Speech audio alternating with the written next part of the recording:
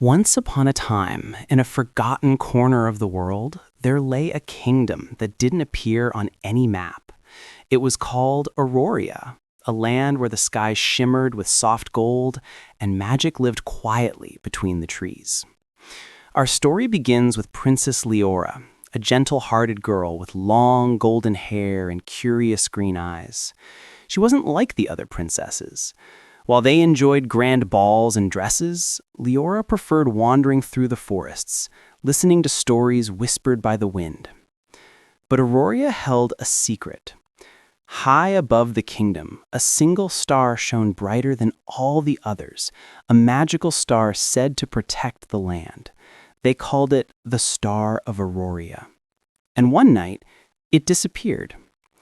The kingdom fell into fear. The skies dimmed, crops weakened, and strange shadows began moving in the woods. The villagers whispered, "Without the star, Auroria will fade." But Liora refused to give up. She set out on a journey to bring the star back, even though everyone told her it was impossible. With only a lantern and her courage, she walked into the forest that had grown darker than ever before. As she ventured deeper, the shadows gathered, whispering lies. "You're too small. You're too weak. You cannot save a kingdom." But Liora pressed on.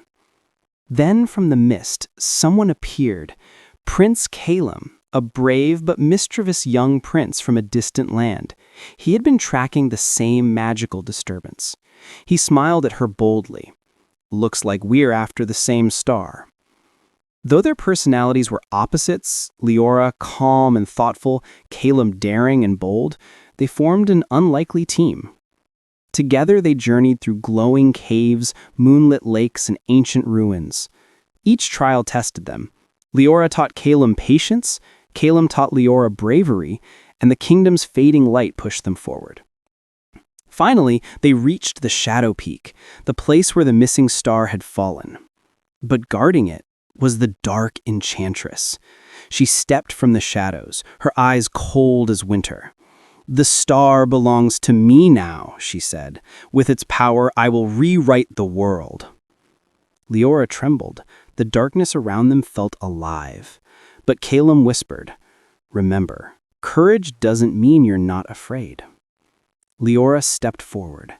She lifted her lantern, the very same lantern her mother once gave her. Inside it glowed a tiny spark she'd never noticed before.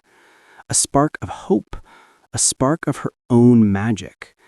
Light burst from the lantern, washing away the shadows choking the mountain. The star rose into the sky again, burning brighter than ever.